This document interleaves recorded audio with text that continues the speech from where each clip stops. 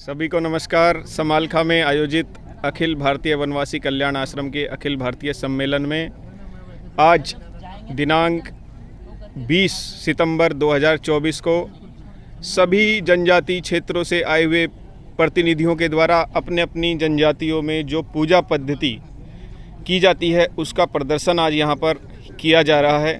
इसी क्रम में हम आए हैं उत्तराखंड राज्य के थारू जनजाति के स्टॉल पर और यहाँ पर देखिए बहुत ही सुंदर पूजा स्थल इन लोगों ने बनाया हुआ है और बहुत ही श्रद्धा भाव के साथ ये लोग यहाँ पर बैठकर अपने जो इष्ट देवता हैं उनकी पूजा कर रहे हैं। आइए इन लोगों से बात करते हैं कि क्या इनकी विशेष पूजा पद्धति है और कैसे कैसे ये पूजा को करते हैं। आइए, सभी को राम राम। राम राम राम राम। भाई साहब, ये जो आप कहाँ से आए हैं, क्या आपका नाम है, थोड़ा इसके विषय में पहले परिचय हो जाए।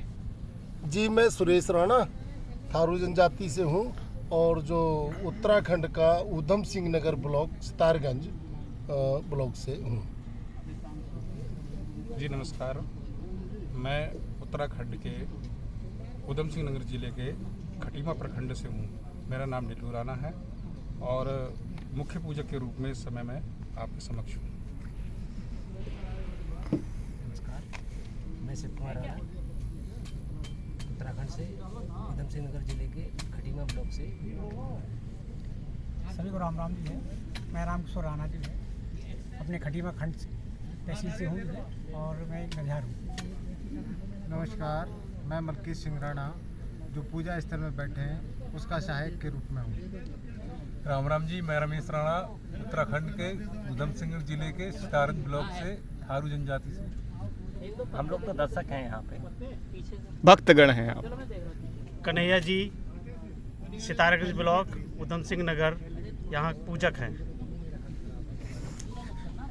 आपने जो ये पूजा स्थल बनाया, सबसे पहले इसके विषय में थोड़ी हमें जानकारी आप दीजिए। क्या स्थल है, कौन से भगवान का ये आपने स्थान यहाँ बनाया है, इसके बारे में थोड़ी जानकारी दीजिए। जी, बहुत अच्छी बात आपने पूछी है। ये पूजा स्थल जो है हमारे इष्ट देव के रूप में हमने इसको समर्पित कर रखा है और स्थापित कर रखा है और इसी की हम पूजा अर्चना करते हैं। और कालांतर में ये भगवान शंकर का स्वरूप है और भगवान शंकर और पार्वती जी को हम अपना इष्ट देव मानकर पूजा अर्चना करते हैं। क्या क्या इनकी पूजा पद्धति मतलब क्या है? पूजा पद्धति यही है कि पंचमेवा और लौंग आदि फल फूल आदि का भोग दिया जाता है इनको और वर्ष में ये एक बार पूजा होती है। प्रत्येक घरों में पूजा होती है और प्रत्येक घर से जब वर्ष में एक बार पूजा होती है तो सबके घर से सामग्री नामक जो पूजा होती है वो सबके घर से ली जाती है। और विशेष पूजा जब होती है, जब किसी के घर में किसी प्रकार की परेशानी होती है, तब करते हैं विशेष पूजा। क्या क्या पूजा सामग्री में क्या क्या आप लोग यूज करते हैं, क्या चढ़ाते हैं? पूजा सामग्री में लौंग हो गई, फूल हो गया और मेवा आदि हो गए, नारियल हो गया और इस प्रकार से यहाँ और भी सामग्रियाँ हैं वो भी चढ़ाते हैं हम लोग। अंडे मुझे यहाँ दिखाई दे रहे हैं, ये भी क्या मतलब प्रसाद में चढ़ते हैं, क्या है ये? जी जी जी, प्रसाद के स्वरूप में है। ये हमारे इष्ट देव को चढ़ाया जाता है और इष्ट देव गुल्ला देवता के रूप में भी पूजा जाता है। और कुछ स्थानों में इसका नाम दूसरा भी है, जैसे कि जैसे कुसमाट हो गया, पछला देवता मान के चलते हैं, अगला देवता मान के चलते हैं। इस प्रकार से इसकी पूजा की जाती है और विशेष अड़चनों में उनको बोला जाता है कि बोला यदि मेरा यह कार्य सफल हो जाए तो हम जो है इसको हम अंडे के स्वरूप में उनको हम चढ़ाते हैं। थाली में आपके चावल रखे हुए हैं, मुझे विशेष प्रकार के चावल लग रहे हैं, इनके बारे में थोड़ा। चावल नहीं, ये इसको हम थारू भाषा में आखर बोलते हैं जी। और आखर ये गेहूं का स्वरूप है। और यदि घर में या गांव में किसी प्रकार की परेशानी आ जाती है, दैवी आपदा आ जाती है, कोई ऐसी भूत बाधा आदि ऐसी चीज़ें आ जाती हैं, तो उसको दूर करने के लिए हम लोग इसके जोड़े के रूप में इसको गिनते हैं। जैसे जोड़े दो करके हम इस प्रकार से जोड़े हम गिनते हैं, इस प्रकार से दो जोड़े करके गिनते हैं। तो ये समान जोड़े एक साथ अगर दो आते हैं, उसमें से एक अगर बच जाता है गिनती में जी, तो हम उसको एक एक अक्षत जो होता है हमारा, हाँ। हम उसको क्या नाम है देवी स्वरूप मानकर उससे हम वायदा करते हैं कि बोले कि हमारे घर में सुख समृद्धि आए। तो वो ऐसा आदेश मानकर उस अमुक घर में उस सुख समृद्धि आ जाती है और जो जितनी भी परेशानियां होती हैं उनके घर में वो स्वतः दूर हो जाती है।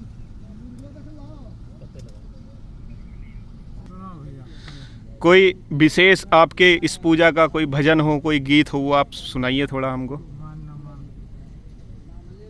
ऐसा है, ये भजन के रूप में कोई भी अगर हम अपना शुभ कार्य करते हैं तो कहीं ना कहीं हम अपने इष्ट भगवान का नाम लेकर के ही, चाहे वो भूमि पूजन का कार्यक्रम हो, चाहे हमारा खेत में अगर हमें खेत में बीज भी बोना तो भी हम राम जी का नाम ही लेके करते हैं। उसमें एक ही 2 लाइन है कि बन जाइए राम ख्याल हमारो, बन जाइए राम ख्याल हमारो, बन जाइए। कोई चढ़ावे ध्वजा नारियल, कोई चढ़ावे बीड़ा पान, बन जाइए राम ख्याल हमारो, बन जाइए। इष्ट को मनाने के लिए ऐसे गीत के बोल बोलते हैं। हाँ, और ये इसको अपना इसमें जो देव स्थान है, इसमें वास्तव में ये जो देव स्थान हमारे पौराणिक प्रत्येक थारू जनजाति के घर में ये देव स्थान है। ये देव स्थान की बड़ा महत्वता है और हर घर में होगा ये। और ये अपने इष्ट में जिसमें भगवान शिव के रूप में पूजते हैं, वो बूढ़े बाबू के रूप में, दुर्गा कालिका के रूप में ये ऐसे पूजा करते हैं। कालिका के रूप में पूजेंगे तो उनको अंडा या कुछ ना कुछ ऐसे, चाहे वो हमको नारियल की बलि देनी पड़े तो वो कालिका के रूप में पूजेंगे। गांव के बाहर एक साइड में एक हमारा भूमसेन पूजा होती है, वहाँ पर भी हम साल में 1-2 बार जो वहाँ पे पूजा होती है तो वो भूमसेन देवता की पूजा मानते हैं। तो ये जो हमारा देव स्थान है, ये थारू जनजाति के प्रत्येक घर में इसका बड़ा महत्व है। इसकी मैं थोड़ा सा बताऊं, इसकी एक विशेषता है। इससे ये जो स्थान होता है, ये हम लोगों ने जो चित्तौड़गढ़ से जब वहाँ से माइग्रेशन किया था तो वहाँ की मिट्टी लेके आए थे।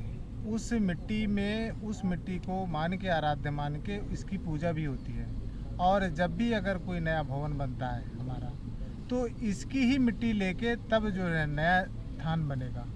मतलब हर एक उसमें हमारी जो परंपरा चली आई है तो वो मिट्टी ही है। और उस मिट्टी को जब भी हम दूसरा स्थान बनाएंगे तो उस स्थान की मिट्टी, जो हमारा जो देव स्थान है, उसकी मिट्टी लेके तब उसमें मिलाएंगे, तभी दूसरा स्थान माना जाएगा। उसमें भी वही पूजक है। तो ये लगातार हमारे जो पुरानी थारू जनजाति है, महाराणा प्रताप के वंशज के अनुसार है, वहाँ से मिट्टी आई, उस मिट्टी को पूजते चले आ रहे हैं और उसको लगातार ये प्रक्रिया प्रत्येक घर में चल रही है। बहुत बहुत धन्यवाद आप सभी लोगों का। इतनी अच्छी जानकारी आपने थारू जनजाति के विषय में दी है और आप अपनी परंपराओं का निर्वहन करते हुए अपनी जो रीति नीति है उसको बचा के चले आ रहे हैं। बहुत बहुत धन्यवाद आपका। सभी को राम राम। राम राम।